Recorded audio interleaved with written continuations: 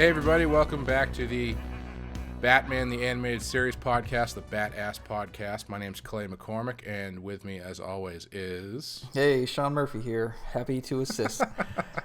Well, you do all the work. I told you we should do this podcast, so but much work. I just want to show up. I don't want to have to do any work or build a website or whatever.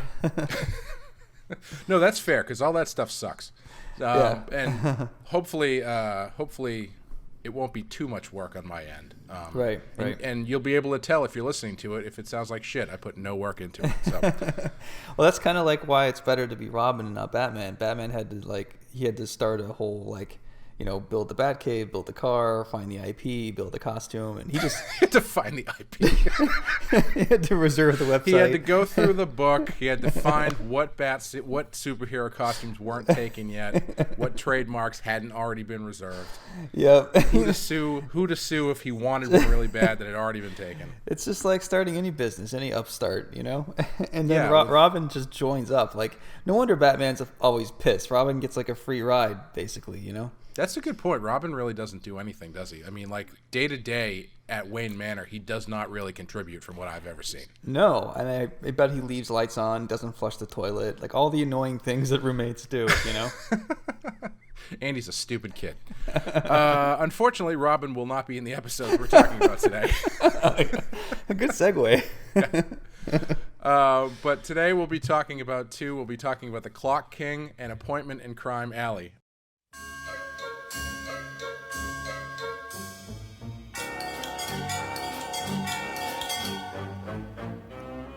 So let's get into the first one, which is The Clock King, directed by Kevin Altieri, written by David Wise, and in it, after his company goes bankrupt, Temple Fugit becomes the Clock King.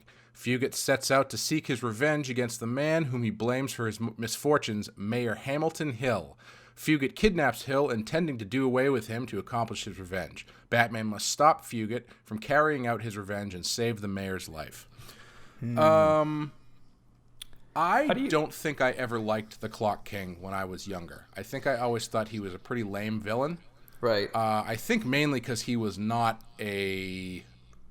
as I've said previously on this show, I was never really into the made-for-the-show type characters. And I think because I didn't know the Clock King, I assumed he was a made-for-the-show character. Because it's ridiculous. Like, why would they put this in a comic? Yeah. Right? He is pretty silly. But I will say, I kind of have a newfound appreciation for the Clock King.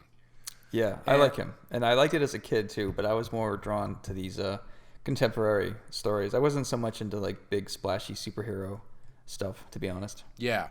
Well, one of the things that we kind of pointed out a little bit is that Batman's villains, by and large, seem to just be weaponized people with mental problems. Right. And Clock King is, honestly, he's one of the more believable villains. He's he's basically OCD and kind of, Aspergery, and he just gets set off in the wrong, like the one time that he goes off of his track, his OCD time track, his life goes to shit, and it basically breaks his brain and causes him to turn into a villain. Obviously it's not that's not how things happen in real life, but it's like in the grand scheme of Batman villains, that's probably one of the more believable, dramatically believable origins anyway. Yeah, you feel like he's the type of guy that needs to write it down before he speaks to you. Like, he needs to make notes on everything, and if he's late for work at all, he just loses his mind. I totally see this. I mean, as a kid, I enjoyed it, but I like it more even now, especially, if you imagine that he's got this footage of Batman and he can time Batman's punches and sort of know Batman's patterns and when to duck. It's kind of plausible in a sense, that he could maybe give Batman a run for his money if he's a step ahead of him. Yeah, I think you have to ratchet that up quite a bit in order to get there. Like, he's gonna have to have like a superhuman understanding of time. Like, there's did you ever see the Robert Downey Jr. Sherlock Holmes movies? Yeah, I know the scene you're talking about too. You know, like where they go through the thing where he fights the fight in his head before they even throw a punch. Like that kind of thing is the kind of hyper, you know, supernatural understanding of time that he would need to really be a hand-to-hand foe for Batman. Right. But but in the context of a kids show, though, I thought they did it pretty well. Yeah, no, I think so too. I mean, it still falls into the trap that a lot of these things fall into, where it's like, well, they're trying to do something different. They're trying to be less comic booky or less, you know, 60s Batman. But all of these villains, no matter how plausible or quote unquote realistic their origins are, they still end up having henchmen and somehow have like access to robots and stuff. Yeah, and amazing funding. Yeah, but you know, I thought overall, I was kind of thinking through this episode, it's like, man, I wish they would use the Clock King in a Batman movie. I think he would be a really interesting villain. If you kind of put like a modern, realistic spin on him, he could be very scary and very effective. It'd be pretty cool. Yeah, it's funny. He kind of has some similarities to the Riddler at times. Yes, he does. Even Alfred, maybe that's just the suit, though. Well, I guess, you know, he's interesting because he's kind of a little bit of the Riddler and a little bit of Two-Face, where he's very his entire thing is being super confident in his own abilities, but at the same time he still has that Two-Face thing where if you mess with his time, he kind of, that's like his Achilles heel. That's where he loses it. Right. So yeah, he's an interesting mix of stuff. He's been around since 1947, in his first appearance he was originally simply called the Clock, and he had no superpowers or abilities other than a rigid sense of order and timing and punctuality. This was back before they really figured out how to write comics. Yeah. Man, it's funny that they revamped him for this, though. It's good that they did. I mean, I never heard of him until this show, you know? Well, he was, it's funny. His apparently his original name was William Talkman, which is not quite as good a name as Temple Fugit, I don't think. No. But he was actually also in the only episode of the Batman 60s TV show written by Batman co-creator Bill Finger. Oh, yeah. Let's get into that at the end of this episode. Sure. Hey, quick, do you prefer the Batman like slice of life type stories, or do you like the supervillain big event type stuff for your Batman? I don't know. I think overall, I can't remember if I've said this before. I feel like I'm at least based on this show, I was traditionally always more of a recognizable villain guy. But there are really great slice of life Batman episodes. I think we get to one of them. I think his Appointment in Crime Alley is pretty good. Yeah, I mean, I think that there's a good balance. I mean, you can't have one without the other, obviously. Yeah, I think. Well, what's great about them is they really they give you a good sense of Gotham. You know.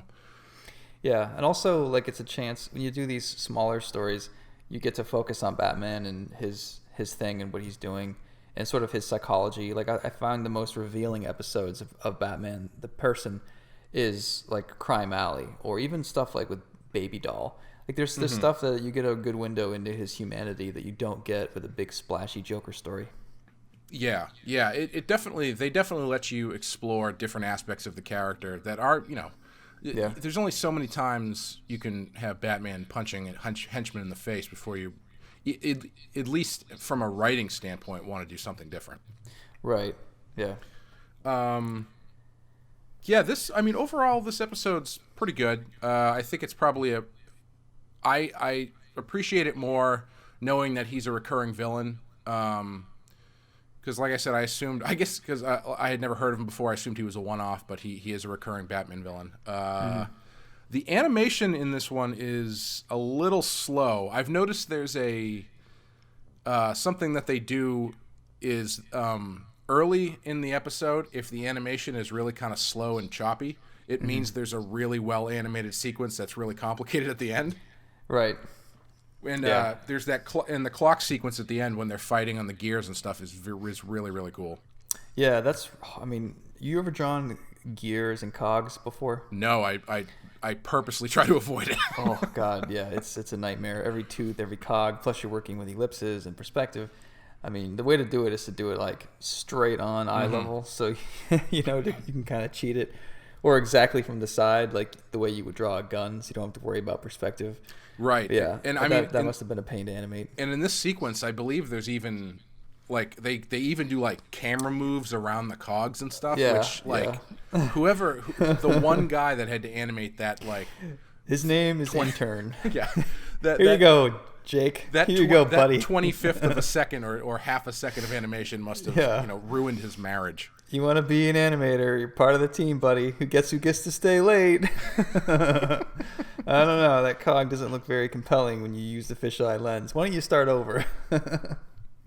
You get your job working for the Batman animated series, and then you spend the next 3 months of your life just drawing circles. I know. You get so good, like cog. You get home, you're just a robot. I bet Temple Fugit would be good at animating that stuff. Yeah, I mean, if he had just harnessed his hyper attention to detail for something positive, he really could have been a much different, much more positive aspect to society. Yeah. With a personality like his, he should have worked for NASA or on satellites, because there's a lot of timing issues with getting satellites and GPS correct. Like, I can think of a lot of better ways for him to spend his different vocations for him. That's true, but we don't know that he's actually smart, though. Oh, well, he's smart-ish. That's true. He did orchestrate a very elaborate train crash scene. That train crash sequence was pretty rad. Yeah, that was great. Yeah, so if you had to translate one of these scenes to a comic, what would you do? You go first. I have it written down, but I'm trying to find it. Spitballing here. I think I would do some kind of a train sequence. I like drawing trains. Yeah. You get a chance to draw them elevated. You get a chance to sort of play with camera angles and stuff. And I mean, it's hard, but I really like the challenge, that stuff. Yeah. How about you? I think it would have been cool to handle the Batman's escape from the vault. It's not very flashy, but it's the first time that, well, I don't know if it's the first time. I say that a lot and I'm usually wrong. But it's one of the it's not the first time probably, but I'm trying to find a better way into what I'm trying to say. Right. It's a good example of Batman being really MacGyver-y in a way that I feel like we don't see very often, where he actually has to solve a problem to get out of a situation, instead of them just like cutting away and then he's just out of it now. And doing something like figuring out a way to do that visually with like some insert panels or something like that could be really cool, of him like figuring out what around the room he could use, or something like that could be pretty cool. Yeah. It's funny, the Houdini part of Batman kind of gets overlooked sometimes. It's cool to see him using like basic lock picks, and there's a couple times in the series where he MacGyver's his way out of situations, which is pretty clever. Yeah, and in this one, they do. Usually, Batman ends up just having a specialized weapon or device for whatever problem he's in, right? Which is the magic of the utility belt. But in this sequence, they purposefully or very specifically eliminate those from the equation, because the Clock King has, he says, "Oh, I know you got this, and I know you got this, and if you use that, you'll blow up, and if you use that, you'll blow up." So he actually has to think his way out of it, which is fun. I wish they would do that more with him, just in general, like in the movies and stuff. I wish he was. Yeah. I think we've both said this before, but I wish he was just a little lower tech. Yeah, I definitely always go back to that. It takes away from him his accomplishments if he's just got gizmos all the time. But if he has to use his brawn and his brains, it says more about Bruce and how like accomplished he is. It's funny. I did this book called Batman Scarecrow Year One once, and I can't remember exactly the ending, but it was he was stopping the Scarecrow, and the writer wrote some complicated thing involving gas, and Batman had to get there ahead of time and like rig an air conditioner, or get a confetti. It was really complex, and I thought, wouldn't Batman just like break through the window and just arrest him? I mean, I understand the MacGyver Houdini aspect of Batman, and I know it's important, but when it's quicker just for him to use his fists, why doesn't he just use his fists? You know, I think sometimes writers try to use the Houdini thing, and sometimes it doesn't always make sense. Yeah, you know, I mean, the great thing about him is he's a little bit of everything. So you can use that stuff when it's necessary, but yeah, it's not always necessary to do. Yeah, that's the thing. I mean, because I'm writing him too, and I'm trying to think, like, I forget that he's the Houdini. Like, it just hasn't come up in my script, and I forget. I don't have him using a lot of tech stuff. I don't know what my Batman is compared to other people's Batman. You know, you hear other writers talk about him, like, oh, Batman's a scientist first and foremost, or, you know, Batman's a father first and foremost, or Batman's this or Batman's that. And, like, yeah, we know Bruce Wayne is goddamn everything, but it's funny, like, you have to almost cut out certain things of Batman just to focus on your voice for Batman, you know? Oh, definitely. Yeah, I mean, it's when you have all the toys to play with in the toy box, you can get very right. It's easy to lose focus. Yeah. Yeah. So Clock King, this is another villain origin story. How do you think this? We're going to be talking about another one next episode.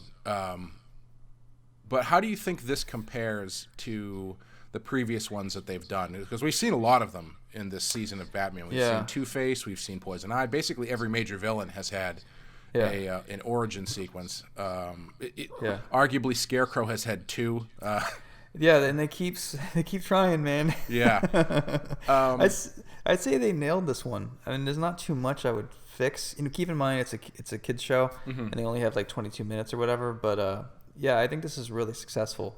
How about you? Yeah, I would agree. I think he's an interesting villain. I appreciate that he is not directly tied to Batman, which they actually haven't really done too much of in this season. I appreciate that his drive is fairly specific. The thing I was thinking was, I don't know how often he comes back, and if he does come back, what is his purpose? Because he seems to be driven specifically on getting revenge against the mayor. Yeah.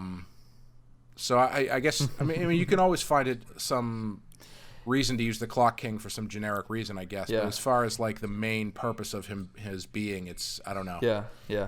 No, they bring him back once more in this series, and they have some pretty awesome sci-fi elements. They get some really good scenes out of it. But you're right. Like, Clock King could be very repetitive if you don't address it carefully, you know. And I think he also comes back once for a JLA or JSA or whatever, one of those. But I haven't seen it. I have to say I'm very jealous of his sweet clock glasses.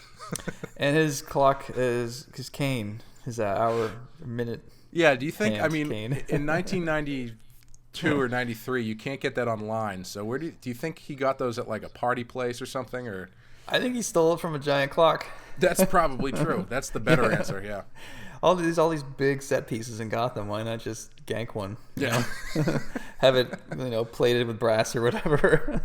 Yeah, just take it out of the warehouse that has the giant typewriters and the giant playing cards in it. Yeah. I mean, honestly, without it, he's just a guy in a top hat, and it's pretty ridiculous. He needs like a thing that has a button to push, or same thing with the Riddler. Yeah, they give him that like exploding yo-yo pocket watch thing, and I don't know.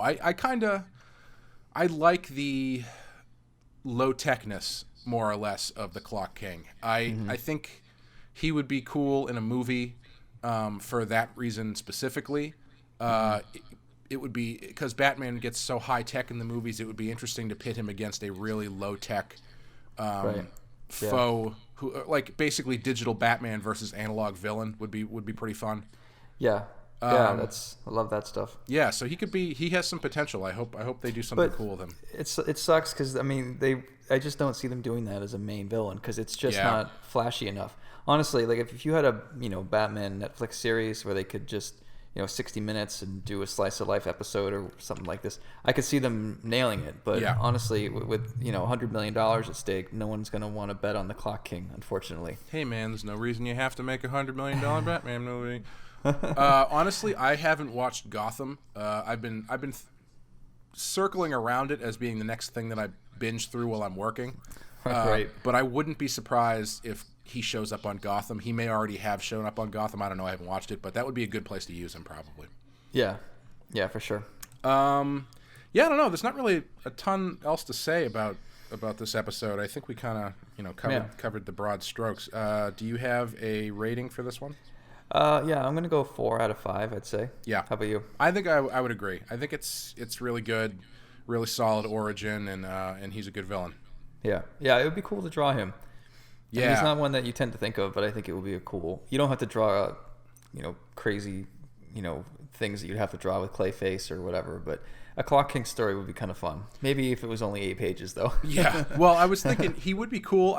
You're talking about the Clayface stuff, and I would gravitate more towards the Clayface stuff because if I'm thinking about the Clock King, the first thing I'm thinking is, okay, this art has to be very precise, and there's going to be a lot of technical drawing involved. Whereas Clayface, you just splat the ink down, and it's like, no, that's just part of his arm. It's fine. No, your style definitely lends itself to Clayface.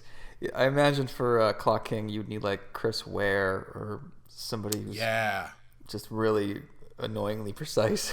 Yeah, or what's... or Brian Stelfreeze. Yep. Who's...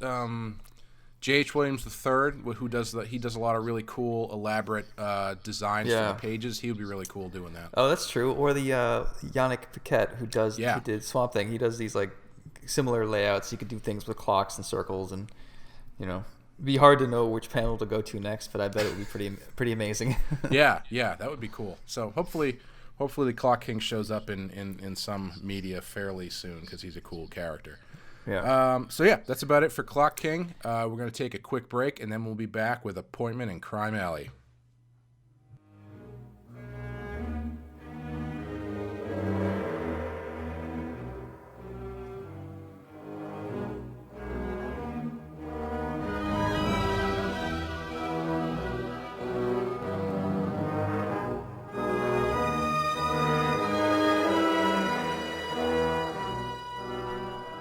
All right, and our second episode today is Appointment in Crime Alley, written by comic book writer Jerry Conway and directed by Boyd Kirkland.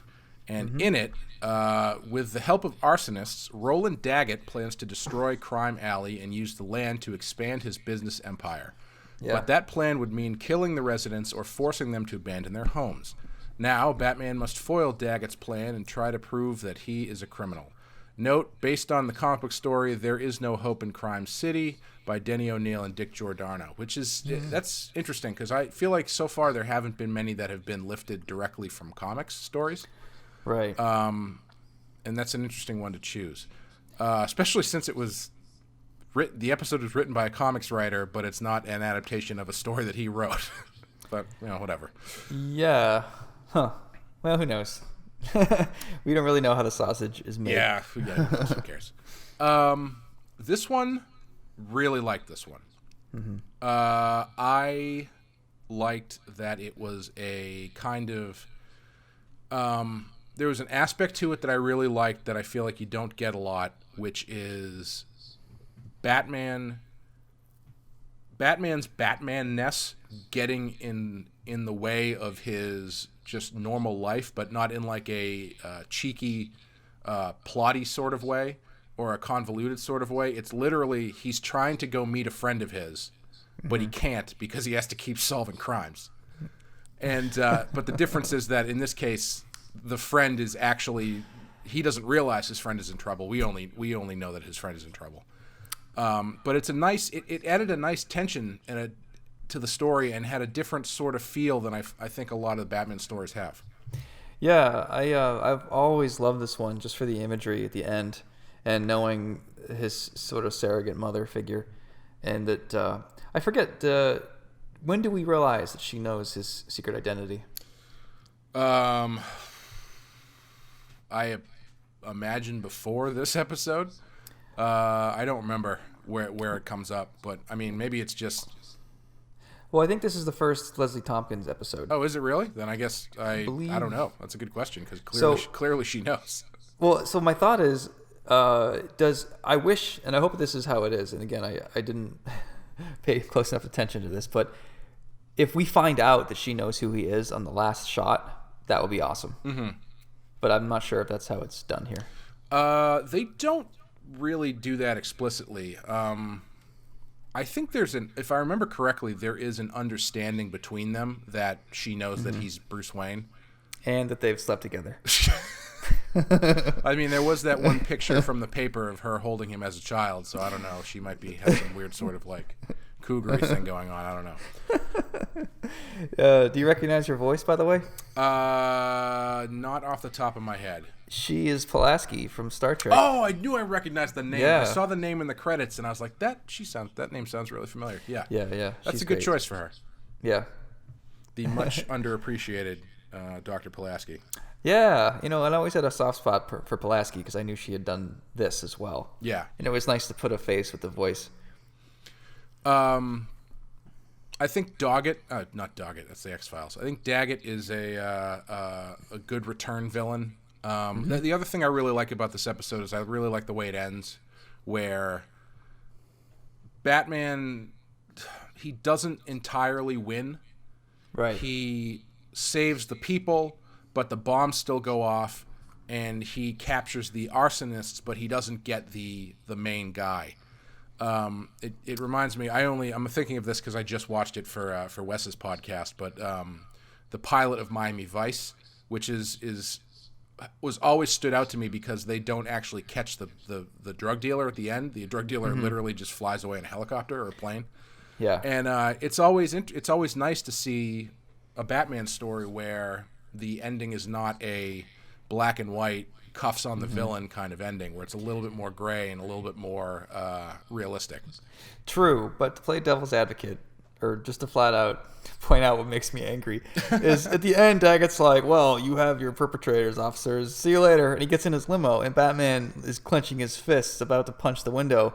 And Tompkins or somebody is like, oh, let it go. There'll be a next time. It's like, yeah, a next time when he almost blows up more buildings. Like, we fucking know he did it. I'm Batman. There's got to be clues out here. Arrest him.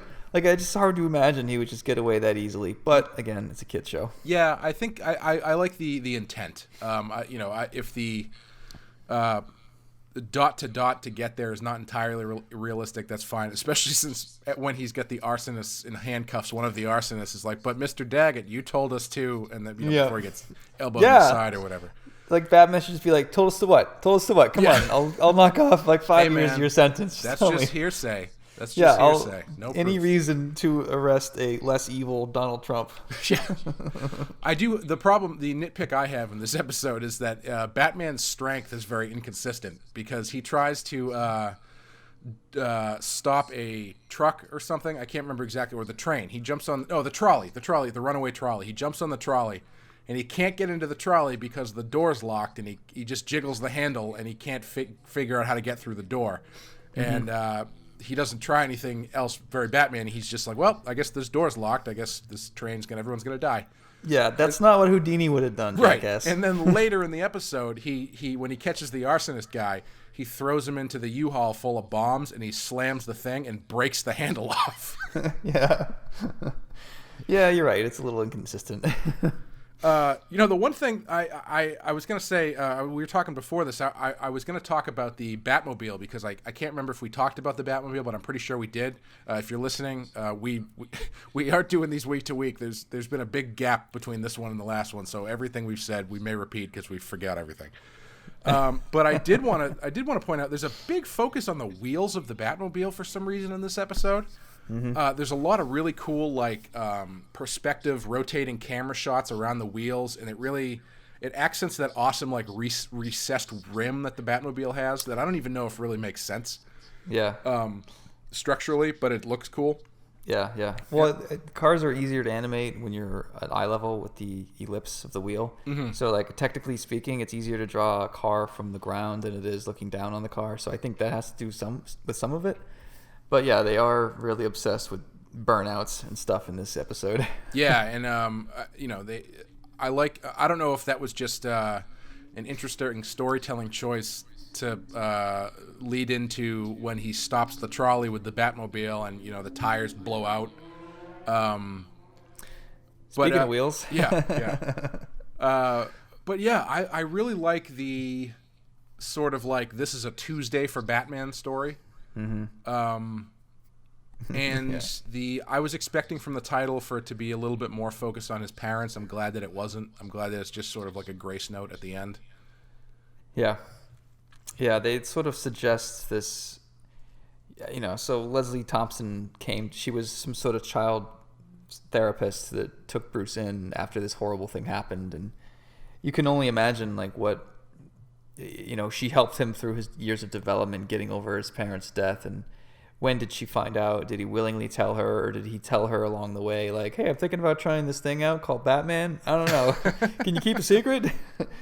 Maybe that's why she can't tell anybody, because she's under some kind of like, when your psychologist isn't allowed to tell people what you tell them. She has to get him all of the HGH he needs to keep all of his joints and ligaments strong. Yeah, that the PCP is on. I did like that the Batman in this episode kind of fits your vision of Batman, where the scene, there's a guy who's threatening to kill some other guy up on top of a billboard. Mm-hmm. And the police are there, and I'm assuming they have hostage negotiations. I'm sure they have a way, like by the book, to do it. And Batman's like, "I'll handle this myself," and it almost ends up getting everybody killed. Yep. Yeah, that's the nice thing with Batman is you can cut through the red tape. Yeah.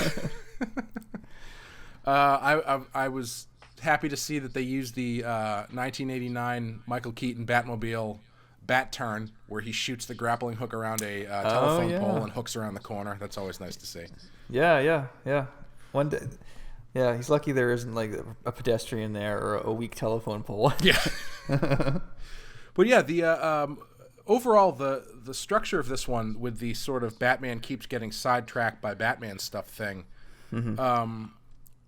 I like that they don't bring attention to it too much, and I feel like normally that sort of thing would be like the main focus of some sort of like gimmick structure episode where it's like, you'll never believe what happened to Batman today, like something like that, where it's just a day full of crazy Batman stuff, whereas this is just Batman having to solve little problems. And it kind of made me think, if I ever did a Batman story, I think a short Batman story would be fun to deal with how Batman chooses what crime to solve, because there's so many things clearly going on in Gotham City. What makes him choose the runaway trolley versus the orphans or whatever. Versus the orphans, or if the Joker's doing X, does he still have time in his schedule to stop like a domestic violence thing or something? You know? Yeah. It's like watching Star Trek. It's nice that they only have one catastrophe at a time. Yeah. God forbid Clayface breaks out while Jokers are also on a rampage, and they're completely not connected at all, but it's just a horrible week for Batman. Yeah, I wonder if when you join the Bat family, if you have to start like as an intern, so your first couple months are just answering like fraudulent 911 calls and parking lot disputes or something like that, where it's something that, Batman would like to get to if he had the time, but he's got bigger fish to fry. Yeah, you do the small shit. You take care of, Mad Hatter and people that don't really matter, and I'll take care of Joker and the Muscle. Yeah. Well, one thing I was going to point out was, so I like all these little vignettes of Batman going to work, and it's just a tough night. And I think it's important because the question about Batman really wants to save Gotham. Well, if Gotham is such a shitty place, why is it worth saving? And in this episode, it's reliant on this crappy neighborhood that they want to destroy, but they need to show that a lot of good people still live in Crime Alley. So I think that these vignettes support the argument of, let's not forget there's still good in Gotham. So without these, it's not just Batman's daily chore or nightly chore list. It's also in support of reminding the viewer of the good in Gotham, and this is why Batman is fighting, Yeah, I definitely agree. It definitely is sort of a why we fight sort of episode, or why I fight episode, but it's it's more of a low-key one, which is nice, because, again, that is, usually when they do those episodes, those are very front and center. This is the point we're trying to drive home. And this one is a little more subtle about that, which is really nice. Yeah. Do you have a sequence that you'd like to draw or like to adapt in any way? Honestly, I would just like to do a splash page of Batman and Leslie Tompkins just kneeling with the rose. It's kind of a Tim Burton, shot, little emo, I guess, but I've always really liked that. How about you? I actually really liked the sequence where Batman is fighting the thugs inside like the apartment with no lights on. It was like the idea of this like really shadowy Batman fight inside an apartment. Basically, it's really easy because it's just a bunch of black panels. But no, it would be that would be fun because it would how you would play with the limited amount of light you have and what to accent in your fight, and maybe one of them has a flashlight or something. That would be a lot of fun. Yeah, for sure. What kind of grade are you thinking for this episode? I'm gonna give this one. I think I'm gonna give it a 4. I don't know if I would go 5. It's really good. It's very under the radar, really good. Yeah, I think I'm gonna go 4. What about you? I'm gonna go 5. Yeah, but I'm gonna go week 5. Yeah, I think that if someone hadn't seen it before, I might pick this as one of my top 5 to show them because it's very accessible to a new viewer. It shows a lot with 20 minutes. Yeah, it does. Yeah, they do a really good job. And I'm just a huge sucker for Leslie Thompson. I even put her in my book just as a cameo briefly. But a younger and hotter version, right? Yeah. Not the cougar version or whatever you called her at the beginning. Yeah, I don't know. I think we covered pretty much everything for that. Yeah. But you wanted to touch on the Bill Finger documentary. Yeah. So this documentary came out last week about Bill Finger, who people in comics sort of knew this for a long time, that Bill Finger had a huge hand in creating the Batman mythos. No pun intended. Yeah. And, it's unclear exactly what he did, but the laundry list can sound something like, he invented the Batcave, Batmobile, all these sort of side villains. He came up with the phrase "the Dark Knight."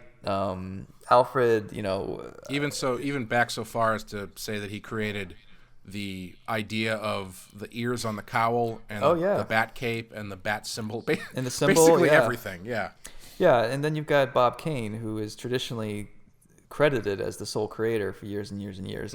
Bob Kane, this all was in the 30s, so who the fuck knew Batman was going to be a multi-billion-dollar franchise, of course.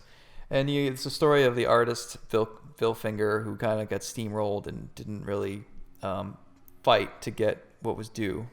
And you've got Bob Kane, who is this showman who, did everything he could to make as much money as possible on Batman, which is fair game.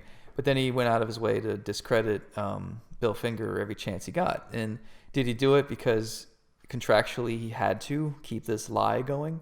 Because if you have to undo, if you need to rewrite the ownership of Batman, well, that fucks up Warner Brothers. That's a huge problem. So maybe he had to lie for decades and decades. But then after Bill Finger died, poor and penniless by some accounts, that's when Bob Kane finally decided to ease up and give him the credit he deserved, which sort of makes him look like more of a dick. You know? Yeah. And keep in mind, all these years he's making money on the Adam West Batman and Michael Keaton Batman, and he's just downplaying Finger as much as he can. He's showing up to red carpet affairs wearing a fucking cape. He's paying artists to do art for him and signing it with his own name. I mean, all of it's legal, all of it's capitalism, and to credit Bob Kane, he had these ideas. He was the one out there doing this stuff, whereas Bill Finger was doing who knows what. And it's kind of a weird story, and you want to feel bad for Bill Finger, but I don't know. What did you think about it, Clay? Well, I think the difficult part about it is at the front of the documentary, they go out of their way to explain that really there isn't much known about Bill Finger. He didn't make a huge stamp on history. I mean, anybody that knew him is more or less dead. And there's no way to know what he did or didn't do. And I think that's unfortunate because then the rest of your story ends up basically you're creating your story out of if you can convince people that Bob Kane is a big enough asshole, you can probably assume that he must have screwed this guy over. And I'm not saying that he didn't. I think it was basically the worst kept secret in comics that Bill Finger is primarily very heavily, if not primarily, responsible for all the cool stuff that is related to Batman. But yeah, it's from what I know, it sounds like that Bill was not really that much of a. It seems like they were just two very different personalities, where Bob Kane was someone who was going to take every advantage that was in front of him, and Bill Finger was just a lot more, not that. He was a little bit more introverted and didn't really, wasn't flashy and probably to his own detriment. Because, I mean, if he made a bigger noise about it at the time, maybe we wouldn't even be having this conversation. Right. Yeah, my habit is, there's so many stories in comics, in the history of comics for decades, of artists getting steamrolled. Yeah. And I love what Kevin Smith said in the documentary about comic fans wanting to defend the underdog. Mm-hmm. And there's sort of this you almost want to believe that your comic artists are poor and mistreated, so you can always rush to their defense, you know? Mm-hmm. But having known a lot of artists, obviously, and knowing a lot of them don't do nearly what they should to protect themselves, I tend to side with corporations, which is weird for a guy who wrote Punk Rock Jesus and just kind of says things that I You're really do killing your brand here, Sean. I know, but I mean, I just, artists are so bad at defending themselves, and they're just not motivated. They don't get lawyers, they don't ask questions, they want to lock themselves in a room and draw, and that is not conducive to organizing your career in a healthy way. Right. In the interest of longevity. And I feel bad for Bill Finger, but the reason that he stressed his family out 2 generations after, not only his son but his grandkids, is because he didn't fight this battle himself. Part of me thinks that beat wasn't hit hard enough. Like I know that it's such a shame and all these visuals of him dying alone and poor, but you know what, man, you didn't go out and defend yourself, and you're a freelancer. Like, no one's gonna come to your rescue, and years and years go by, and the only reason that anything was done was because there was monetary interest by lawyers and such and families to want to right these wrongs. Mm-hmm. And I don't think enough people talk about that. And not to always side with the corporations, but I was definitely feeling that a lot when I was watching the episode with the documentary. Well, in this situation specifically, I think you're right about the way things are now, because there's so much more known about the value of IPs and the value of art in general, and thinking fourth dimensionally about what you're creating and how it can be used in the future. To be fair, I think it was just a different beast back then. I mean, it was a brand new medium that no one really knew how it worked. I mean, the publishers were making the rules going along as making the rules up as they went along. I mean, you had stuff like you couldn't cash your check, because unless you signed away everything as a work for hire, because there's no contract, what they would do is they would stamp on the back of the check where you had to sign your name to cash it. And the stamp would say, by signing this, you acknowledge that all your work is work made for hire and you have no ownership over anything. So if you wanted to get paid, you had to sign that box. And I mean, these are just... Well, Bob Kane got paid. Yeah, I mean, Bob Kane figured it out. I mean, I'm not going to say it's a... He seems to be the exception to the rule. I mean, almost explicitly, because I mean, I can't think of anybody else up through.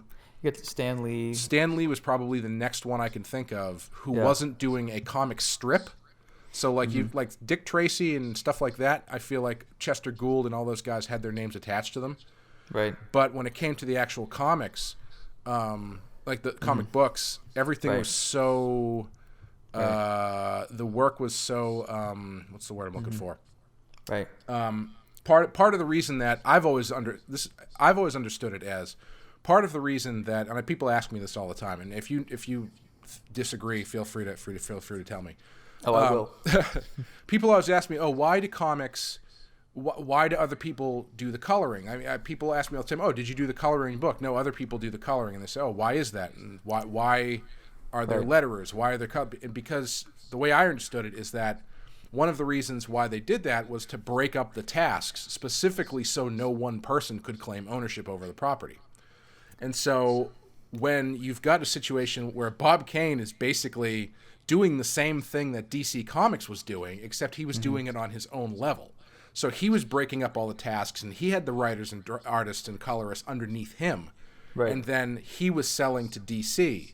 So all of that, he was preventing the people working under him from having any ownership, but then he could present the finished product in the same way that like a comic strip artist would, where they have their name all over it, and it's like, this is just me, I'm the only person that did this. Right. Well, so the reason that I don't color my comics, and the reason historically we've done it is because of serialization, getting these things out once a month. Yeah, you need an assembly line. Yeah. And it's not like they consciously divided up all the art tasks in order to screw you over. They're not that coordinated. Yeah, I mean, you've heard me tell a million stories about publishers. Like, they're not that forward thinking. I think mostly it's just doing the best they can to crank these out, and you need hired guns. So eventually found it took, relatively 4 people to create a book. And sometimes the jobs overlap. Maybe the artist created this, maybe the writer did, maybe the colorist or whatever contributed, or maybe a letterer came up with something that ended up, you never know. Or even the editor who contributes these ideas. They don't have any ownership over this stuff. Their job is to basically help you. And I mean, it is what it is. But for me, when Bill Finger gets a pass from the 30s to the 60s, personally, when you get to the 60s, it seemed like especially when the Adam West Batman came into play, and then Bob Kane started getting really wealthy. From what the documentary said, they still hung out at that time. Like, there's a scene where they're on a park bench after Batman 66. So Finger must have known that Bob Kane was making a fortune. If he didn't speak up at that point, like, that to me is like, what the fuck are you doing, man? Like, why are we hanging out in a park? Why don't you give me some fucking money so I can, I actually sleep in this park every day thanks to you, Bob Kane. I mean, to me, that's where it gets criminal. And I have sympathy up to Bill Finger to a point. But when he really doesn't take actions in his own hands, that's really disappointing, Yeah, I would agree with you. I would agree with you there. There's that point. I forgot what I was going to say. That point in the 60s when Batman was really taking off. Oh, I know what I was going to say. I would agree with you that at that point he should have spoken up. But from what the documentary says, there wasn't really any hard evidence that you could use to back his case up until much, much later. I mean, they had that letter or that expose that was written by that fan magazine or whatever, but that was all based on hearsay, more or less. Right.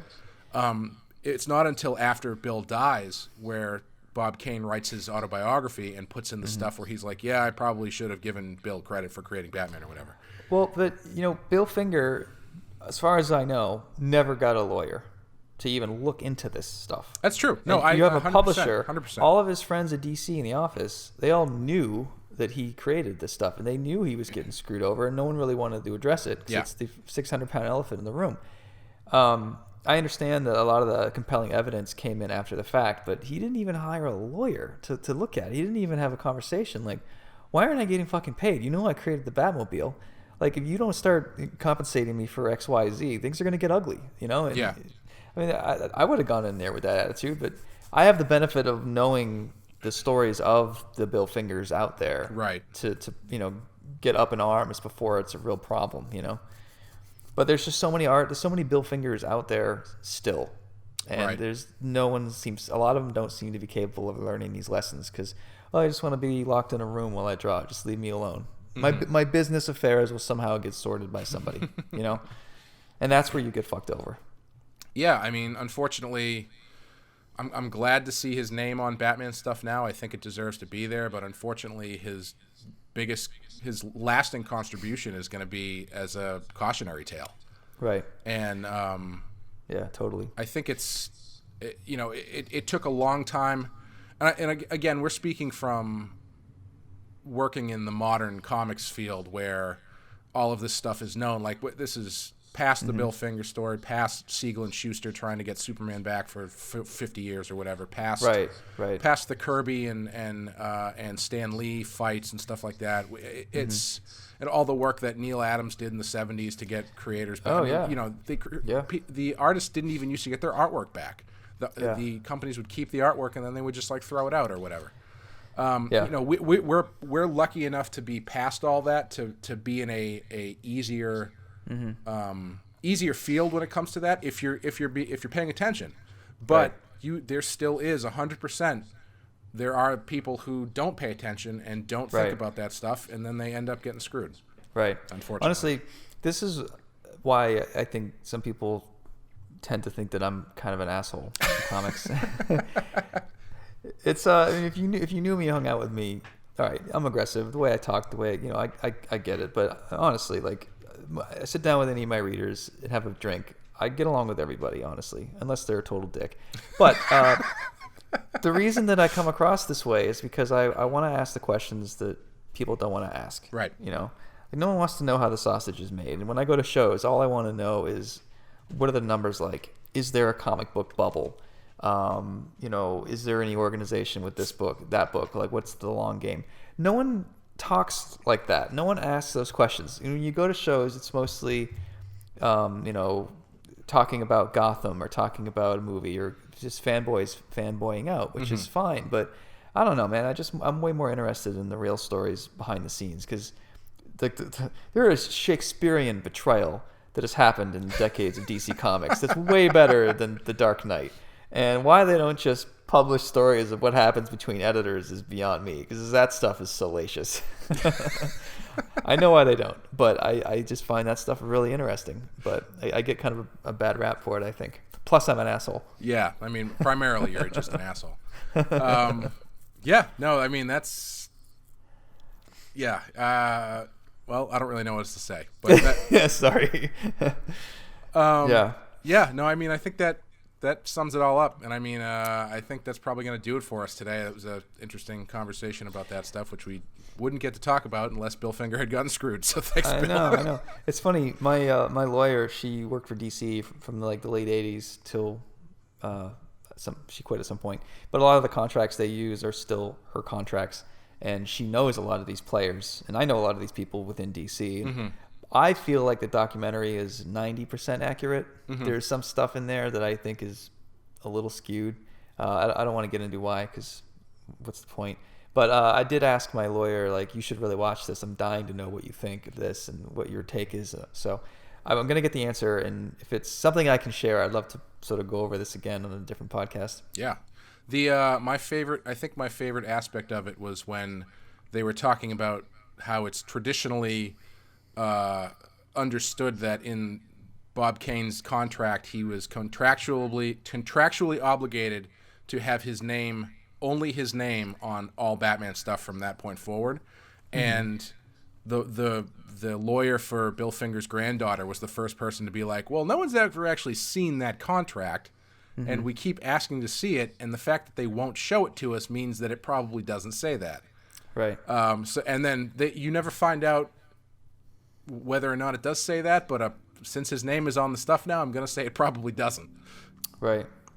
Honestly, my guess is they settled for a significant amount that made the family happy, and not only was there a monetary settlement, but there was a co-creator settlement as well. Luckily, well, it's in the favor of the case that both creators have passed away, to be honest. Yeah. The documentary said the first time Finger's name was included on a Batman movie was, unfortunately, Batman versus Superman. Right. But it's my understanding that he'll always be part of the equation from now on. So, which is great. I'm glad that wrong could be righted, and it's an unfortunate story, but hopefully we all get to learn from it moving forward. Yeah. I think that for me, like, I don't know. Did you think the documentary painted DC as being villainous at all? I don't know. Not more than you would any other large corporation, I think.